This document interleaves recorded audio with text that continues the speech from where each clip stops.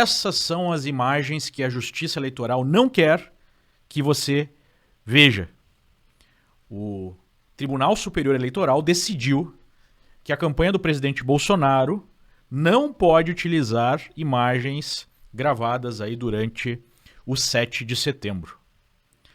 É irônico, né? Que um candidato seja proibido de utilizar as cores nacionais no Dia da Pátria, a bandeira, uma manifestação estritamente patriótica, defensora do Brasil e dos seus valores fundamentais. Não é que Bolsonaro tenha sequestrado os símbolos pátrios, como diz a esquerda, mas é o contrário. A esquerda simplesmente abandonou os símbolos pátrios em defesa de um internacionalismo comunista. Eles são os defensores da chamada Pátria Grande, né? A união aí dos países da América Latina em torno desse projeto socialista. Se não, vejamos uma breve descrição do que foi o Foro de São Paulo. Tendo em seu quadro uma série de ex-guerrilheiros comunistas, o PT é membro fundador do Foro de São Paulo, idealizado por Lula e Fidel Castro em um encontro em Havana. Em 1990, quando criamos o Foro de São Paulo, nenhum de nós imaginava que em apenas 2 décadas chegaríamos onde chegamos. Naquela época, a esquerda só estava no poder em Cuba. Hoje, governamos um grande número de países. E a ideia surgiu de uma conversa de Fidel Castro com Lula. O Foro de São Paulo foi uma criação nossa, do PT. E eu quero, companheiro da direção do Foro de São Paulo, debitar parte da chegada da esquerda ao poder na América Latina pela existência dessa cosita chamada Foro de São Paulo. Em seminários e encontros discretos, os membros deliberam sobre as ações do movimento revolucionário em todo o continente. Recibí la invitación para asistir en 1995 al Foro de San Pablo, que se instaló aquel año en San Salvador. En aquella ocasión yo conocía a Lula, entre otros. Y me llegó alguien a mi puesto ahí en la reunión, a una mesa de trabajo donde estábamos un grupo conversando. Y recuerdo que me puso la mano por aquí y me dijo, hombre, quiero que hablemos. Y yo le dije, ¿quién eres tú? Raúl Reyes, uno de los comandantes de las Fuerzas Armadas Revolucionarias de Colombia. Veja, né? Chávez, o criador da brutal ditadura venezuelana, confessa que conheceu Lula no Foro de São Paulo. Há outras passagens onde Lula confessa também que se não fosse pela atuação do PT, do Foro de São Paulo, dificilmente o próprio Chávez chegaria ao poder na Venezuela. E nós temos o PT defendendo essa ditadura brutal até hoje, além de outros projetos totalitários na América Latina, como a destruição do Chile, como a destruição da Argentina, como a destruição da Bolívia e assim por diante. Todo o lixo político produzido nas últimas décadas, boa parte da nossa miséria, é decorrência direta dessa atuação de Lula e do PT. A lógica revolucionária envolve justamente a implosão da sociedade para a recriação de uma nova sociedade supostamente mais justa. Nós vimos o que isso produziu nas outras oportunidades onde o projeto foi tentado. Fome, perseguição, censura, ditadura e milhões e milhões de pessoas assassinadas por motivação política.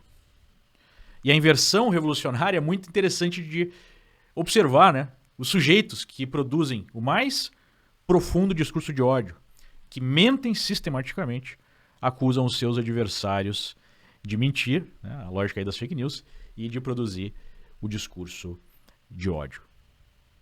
Então, é uma decisão muito simples, né? Se você quer a bandeira vermelha, se você quer ideologia de gênero, se você quer defesa dos marginais, né, o direito dos humanos e aumento da criminalidade, se você quer rasgar todos os nossos valores, se você quer um ex-presidiário que representa muito bem todo esse movimento, né, de volta à presidência, tem um candidato aí, claro, para votar. Agora, se você defende a bandeira verde e amarelo, se você é contra a ideologia de gênero, se você quer ver bandidos sendo punidos, sociedade com menos criminalidade, se você é contra o aborto, se você é a favor dos valores fundamentais cristãos que estão, né, no cerne aí da nossa sociedade brasileira, então tem um candidato muito claro. Infelizmente parece que a Justiça Eleitoral não quer deixar isso também mais claro para o eleitorado. Ainda dentro do tema eleições, tivemos um anúncio hoje pela manhã que as Forças Armadas irão fazer aí uma apuração paralela dos resultados das urnas, através da leitura de boletins de urna, que serão sorteadas, e então haveria uma amostra de 385 urnas para fazer uma contabilidade paralela. Né?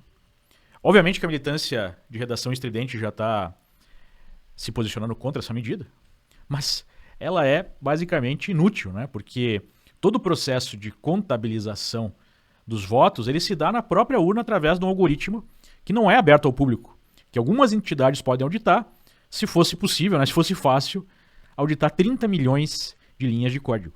É justamente por isso que haveria o voto impresso, para você ter a capacidade de fazer uma auditoria independente de software. Então essa auditoria das Forças Armadas é risco na água, né? Até porque qualquer grupo pode fazer uma amostragem, pode fazer, né, esse levantamento, tirar foto aí dos boletins de urna e fazer a contagem paralela. O problema não é a transmissão dos dados. Talvez, né, dê um pouquinho mais aí de transparência de auditoria para o sistema, mas o grande X da questão está lá na caixa preta da contagem, do algoritmo que faz essa contagem nas urnas. Aí a Justiça Eleitoral fala, não, mas olha só, a gente traz aqui os técnicos, né, Polícia Federal, as próprias Forças Armadas, partidos, tem algumas pessoas, algumas entidades que podem fazer auditoria do algoritmo e ele vai ser fechado, né, lacrado e colocado na urna e ninguém pode mais mexer. Ok, até pode acontecer isso, mas são 30 milhões de linhas. E os técnicos, que há muito tempo criticam, né, o fato do sistema ser fechado, não ser aberto ao público, falam que é muito difícil fazer tal verificação. Você tem que ir até o TSE no ambiente controlado e ali fazer essa auditoria em milhões e milhões de linhas. Deveria ser pelo menos então, né, aberto ao público esse software para que qualquer cidadão pudesse fazer tal checagem. Mas nem isso eles fizeram até agora e acabaram com o voto impresso. Então, infelizmente, esse procedimento aí das Forças Armadas pouco significa para a maior transparência, aquela que nós buscamos nas urnas. Por fim, nós tivemos aí uma última pesquisa do BTG demonstrando uma diminuição da diferença entre Lula e Bolsonaro. Essa pesquisa que já mostrou quase 16 pontos de diferença, agora está mostrando 6 pontos, com o Lula ainda na dianteira pelo instituto, né, pela instituição BTG, estaria 41 a 35 no primeiro turno. Então há uma tendência geral de todas as pesquisas, inclusive essas mais favoráveis ao ex-presidiário, demonstrando que está estreitando essa diferença.